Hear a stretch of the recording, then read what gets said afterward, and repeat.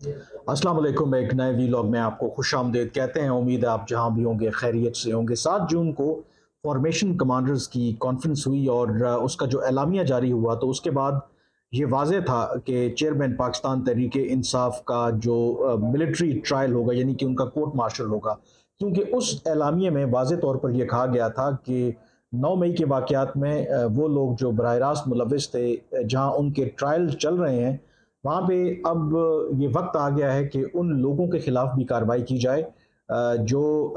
इन वाक़यात के मास्टरमाइंड हैं और जिन्होंने रियासत के खिलाफ बगावत की। उस एलामिया में इमरान खान का तो नाम नहीं लिया गया, लेकिन फॉर्मेशन कमांडर्स की कॉन्फ्रेंस के फ़ौरन बाद जो वज़ीर दाखिला हैं राना सनाउल्लाह, उन्होंने ये दावा किया या ये इल्ज़ाम आयद किया कि 9 मई के वाक़यात के जो मास्टरमाइंड हैं वो इमरान खान है। तो जिससे ये बात वाज़ेह हो गई कि शायद अब तैयारी की जा रही है, बल्कि फ़ैसला कर लिया गया है कि इमरान खान का मिलिट्री कोर्ट में ट्रायल होगा और उनका कोर्ट मार्शल किया जाएगा। और ख़ुद इमरान खान भी इन खदशात का कई मरतबा इसका इजहार कर चुके हैं। लेकिन कहानी में अब एक ट्विस्ट आ गया है और जो इमरान खान को कोर्ट मार्शल करने की बात हो रही है, एक नया फड्डा पड़ गया है। और वो क्या फड्डा है, इस बारे में आज आपको मैं बताऊंगा। और क्यों फ़िलहाल जो इमरान खान का जो मिलिट्री कोर्ट के अंदर ट्रायल करने की बात की जा रही थी, उसको फ़िलहाल ब्रेकें लग गई हैं। और अगर कोई फ़ैसला लिया गया था तो फ़िलहाल उस फ़ैसले को ऑन होल्ड कर लिया गया है। अब क्या उसके मुहर्रिकात हैं, क्या वजह है? क्योंकि जब 7 जून को फॉर्मेशन कमांडर्स की कॉन्फ्रेंस हुई, जो एलामिया जारी हुआ, फिर राना सनाउल्लाह का जो एक कोऑर्डिनेटेड जो स्टेटमेंट था, उसके बाद ये लग रहा था कि इमरान खान को दोबारा गिरफ्तार कर लिया जाएगा और 9 मई के वाक़यात को सामने रखते हुए इमरान खान के खिलाफ मिलिट्री कोर्ट में ट्रायल चलेगा। लेकिन उसमें जो लेटेस्ट डेवलपमेंट ये हुई है कि असल में जो इस वक्त पीडीएम है, यानी कि पाकिस्तान डेमोक्रेटिक मूवमेंट, ये जो कोalition गवर्नमेंट है, इनके दरमियान अभी इत्तेफाक नहीं है कि इमरान खान के मामले को क्या मिलिट्री कोर्ट में ले जाया जाए, क्या उनका कोर्ट मार्शल किया जाए।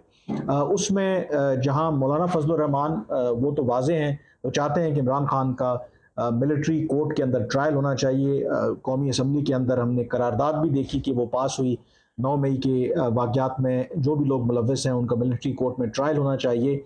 और ख़ुद मौलाना फजलुर रहमान और पीएमएलएन के अंदर एक जो ग्रोह है जिसमें राना सनाउल्लाह भी शामिल हैं, वो भी इस बात से इत्तेफाक करते हैं कि इमरान खान का मिलिट्री कोर्ट के अंदर ट्रायल होना चाहिए। लेकिन पीएमएलएन के अंदर कुछ ऐसे लोग हैं, यानी कि जो और सीनियर लेवल पे वो लोग हैं जो मेरे ख्याल में हुकूमत को ये एडवाइस कर रहे हैं कि इस हवाले से हमें बहुत एहतियात बरतनी चाहिए, क्योंकि बेशक इमरान खान के साथ हमारे सियासी इख्तलाफात हैं, बेशक इमरान खान ने बहुत बुरा किया होगा, लेकिन उनका क्या मिलिट्री कोर्ट में ट्रायल होना चाहिए, इस हवाले से हमें सोच समझ कर फैसला करना चाहिए। इसमें आई थिंक ये इतलात भी आ रही हैं कि खुद जो मियाँ नवाज शरीफ हैं वो भी इस हक में नहीं हैं कि इमरान खान का मिलिट्री कोर्ट के अंदर ट्रायल होना चाहिए। और उससे भी बढ़कर जो एक इनडिसाइसिवनेस है, जो एक नया फटा पड़ गया है या एक रुकावट अब आ गई है इमरान खान के खिलाफ मिलिट्री कोर्ट में कार्रवाई करने के हवाले से, वो है Pakistan peoples party. Pakistan peoples party ने, जो मेरी मालूमात है, एक असूली तौर पर एक मौक़िफ़ इख्तियार किया है और उन्होंने मुखालफत की है, ना सिर्फ कि इमरान खान का मिलिट्री कोर्ट का जो ट्रायल है उसकी, बल्कि ऑलरेडी जो लोग 9 मई के वाक़यात में जिनको गिरफ़्तार किया गया है और जिनके केसेस मिलिट्री कोर्ट में चल रहे हैं, उन्होंने उनकी भी मुखालफत की है। और उनका ये कहना है कि बेशक 9 मई के जो वाक़यात हैं, इन लोगों ने जितना भी संगीन जुर्म किया है, जो सिविलियंस हैं इनके मुकदमात जो हैं वो सिविलियन अदालतों में चलने चाहिए। और अगर जुर्म की संगीनी इतनी है तो जो इंसदाद दहशत गर्दी की अदालतें हैं वहाँ पर इनके मुकदमात चलाए जा सकते हैं। और उसकी जो वजह है, जो पीपल्स पार्टी है, पीपल्स पार्टी समझती है कि अगर सिविलियन दो के आर्मी एक्ट के अंदर एक स्कोप मौजूद है, एक प्रोविज़न मौजूद है कि जहाँ पे सिविलियंस के जो ट्रायल हैं वो हो सकते हैं मिलिट्री के अंदर। और ख़ुद जब इमरान खान हुकूमत में थे तो उनके दौर में 25 ऐसे लोग हैं जो सिविलियंस हैं जिनके ट्रायल हुए मिलिट्री कोर्ट के अंदर। और जो मिलिट्री कोर्ट के अंदर जब सिविलियंस के ट्रायल होते हैं तो उसकी मंजूरी बाकायदा तौर पर आपको पता है कि वफाकी हुकूमत देती है। तो इसका मतलब है कि खुद इमरान खान माजी में मिलिट्री को ये इजाज़त दे चुके हैं कि वो सिविलियंस का ट्रायल कर सकते हैं। और उसमें एक जो बहुत मशहूर केस हसन अस्करी, जो एक रिटायर्ड फौजी अफसर के बेटे थे, जिन्होंने ख़त लिखा था उस वक्त के army chief general Qamar Javed Bajwa, जब उन्होंने एक्सटेंशन ली थी। उन्होंने ना सिर्फ army chief general Qamar Javed Bajwa बल्कि GHQ और जो बाकी कोर कमांडर्स थे उनको एक ख़त लिखा था, और ख़त में इस हवाले से कंसर्न शो किया था कि क्यों एक्सटेंशन किसी भी आर्मी चीफ के लिए वो ना सिर्फ पाकिस्तान बल्कि आर्मी एज एन इंस्टीट्यूशन उसके लिए जो है वो ठीक नहीं होती। और उसके बाद उनको उठा लिया गया, उनका मिलिट्री कोर्ट में ट्रायल हुआ, उनको 5 साल की सज़ा दे दी गई, सिर्फ इस वजह से कि क्योंकि उन्होंने ख़त लिखा था और मुखालफत की थी उस एक्सटेंशन की। और उस ख़त को एज अ बगावत के तौर पर लिया गया था कि हसन अस्करी ने बुनियादी तौर पर उस ख़त के ज़रिए फ़ौज के अंदर उस वक्त के आर्मी चीफ के ख़िलाफ़ बगावत पर लोगों को उकसाया है, जिसकी वजह से उनको 5 साल सज़ा दे दी गई। लेकिन चंद रोज़ पहले ये ख़बर आई है कि उन्होंने अपील की थी उस सज़ा के ख़िलाफ़, और जो मौजूदा आर्मी चीफ़ हैं जनरल आसिम मुनीर, उन्होंने उनकी जो 5 साल की सज़ा उसको कम करके उनको अब रिहा कर दिया गया है। और ये कहा जा रहा है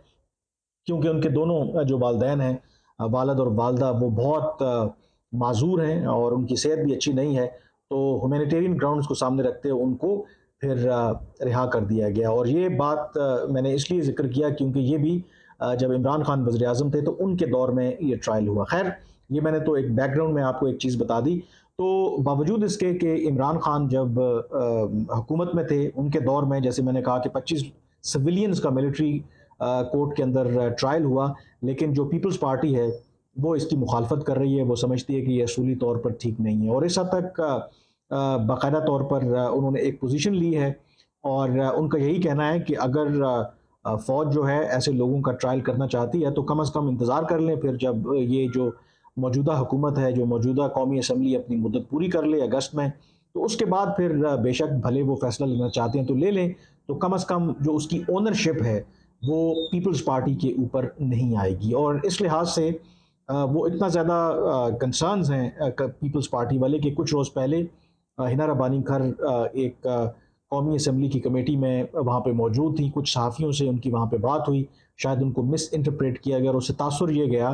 कि शायद उन्होंने जो मिलिट्री कोर्ट्स के अंदर जो सिविलियंस का ट्रायल है उसका दिफा किया है,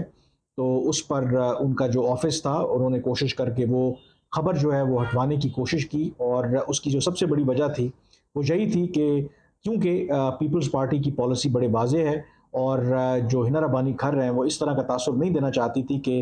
उनका जो बयान है वो इन कॉन्फ्लिक्ट विद जो पार्टी की पॉलिसी है। तो इस हद तक जो पीपल्स पार्टी है, ना सिर्फ इमरान खान तो दूर की बात, जो अभी भी लोगों के ट्रायल चल रहे हैं, आम जो सिविलियंस हैं मिलिट्री कोर्ट के अंदर, वो उसकी भी मुखालफत करते हैं। तो इसकी वजह से अब ये जो मामला है इमरान खान के ट्रायल का मिलिट्री कोर्ट के अंदर, ये थोड़ा खटाई में पड़ गया है। और जो मेरी मालूमात भी हैं कि इस हवाले से, जैसे मैंने आपसे कहा कि अगर पहले फैसला ले लिया गया था तो अब उस फैसले को ऑन होल्ड कर लिया गया है, और ख़ुद नवाज शरीफ और आसिफ अली जरदारी वो भी इसकी मुखालफत कर रहे हैं, क्योंकि बावजूद इसके कि उनके इमरान खान के साथ सियासी इख्तलाफात हैं, लेकिन हमारी एक तारीख है कि पाकिस्तान के अंदर जब भी कोई वज़ीर आज़म जिसको उसके ओहदे से हटाया गया वो जेल गया, एक प्राइम मिनिस्टर को फांसी हुई, 2 जो प्राइम मिनिस्टर्स हैं उनकी असैसिनेशंस हुई, और जो बाकी रह गए उन्होंने भी जेल ही काटी। और इस लिहाज से अगर ये मिलिट्री कोर्ट में ट्रायल होता है तो जो सीनियर पॉलिटिशियंस हैं विद इन PMLN और पीपल्स पार्टी, वो ये समझते हैं कि इससे एक बुरी मिसाल कायम होगी और इससे रास्ता खुलेगा इन फ्यूचर कि जो भी अगर प्राइम मिनिस्टर का, एक फॉर्मर प्राइम मिनिस्टर का अगर मिलिट्री कोर्ट के अंदर ट्रायल होता है तो इसका मतलब है कि फिर किसी भी जो पॉलिटिशियन का वो मिलिट्री कोर्ट के अंदर ट्रायल होगा तो फिर पाकिस्तान की जो भी एक लूली लंगड़ी जमहूरियत है उसके लिए एक नेक शगुन नहीं होगा। तो इस वजह से because of lack of consensus within जो कोalition गवर्नमेंट है, तो इमरान खान के बारे में अगर मिलिट्री कोर्ट में ट्रायल करने की बात की जा रही थी तो वो फैसला जो है फ़िलहाल उसको होल्ड पर रख दिया गया। जो मेरी मालूमात है, जो स्ट्रैटेजी है, हिकमत अमली है इस वक्त गवर्नमेंट की, वो यही कहते हैं कि जो इमरान खान के ख़िलाफ़ केसेस हैं उनको वो पेशियाँ भुगत रहे हैं, इसी तरीके से उनको थकाया जाए, इसी तरीके से एज जो मिलिट्री कोर्ट का अगर ट्रायल नहीं भी होता तो एज अ डिटेरेंस के तौर पर उनके खिलाफ इस्तेमाल करते रहना चाहिए, लेकिन एक्चुअली उनका ट्रायल करने का उस लिहाज से उसके वो हक में नहीं है, क्योंकि उसके जैसे मैंने कहा कि उसके जो मनफी असरात हैं उनके ख्याल में उन पर भी आ सकते हैं मुस्तकबिल में। कोई भी जो सियासी जमात हो, कोई भी पॉलिटिशियन हो, या कोई भी जो आइंदा जो पाकिस्तान का वज़ीर आज़म बनेगा। तो इस लिहाज से यू कैन से कि बिकॉज ऑफ जो इख्तलाफात हैं कोalition जो है इस वक्त, उसकी वजह से आप कह सकते हैं कि एक विंडो ऑफ अपॉर्चुनिटी जो है वो इमरान खान के लिए निकल आई है। लेकिन नेवरदलेस जो बाकी हिकमत अमली है, इमरान खान के ऊपर दबाव जो है वो बरकरार रहेगा। जो हिकमत अमली है कि इमरान खान को आइसोलेट किया जाए, जो भी इससे पहले एक बहुत बड़ी तादाद में जो उनके पार्टी के सीनियर अरकान हैं वो उनको छोड़ के जा चुके हैं, और अदरवाइज़ भी जो भी उनकी सपोर्ट बेस है पाकिस्तान के अंदर, पाकिस्तान से बाहर, जैसे मेजर रिटायर्ड आदिल राजा जो बाहर बैठकर उनके प्रोपेगेंडे को या उनके बयानिए को प्रमोट कर रहे थे, उनके खिलाफ भी कल यूके अथॉरिटीज़ ने कार्रवाई की, उनको डिटेन किया फॉर क्वेश्चनिंग। तो इस तरह के जो मेजर्स हैं वो सिक्योरिटी एस्टैब्लिशमेंट वो लेती रहेगी, इमरान खान पर दबाव बरकरार रखेगी, लेकिन इमीडिएटली यही फैसला हुआ है कि फ़िलहाल इमरान खान को मिलिट्री कोर्ट में उनका ट्रायल नहीं किया जाएगा। और वैसे भी जब 9 मई के वाक़यात हुए तो ऑब्वियसली एक तो वो ज़ेर हिरासत थे, दूसरा अगर इमरान खान का मिलिट्री कोर्ट के अंदर ट्रायल किया जाएगा तो उसका इंटरनेशनल बैकलैश भी आ सकता है। नेचुरली उस चीज़ से बचने के लिए भी फ़िलहाल ये जो फ़ैसला है उसको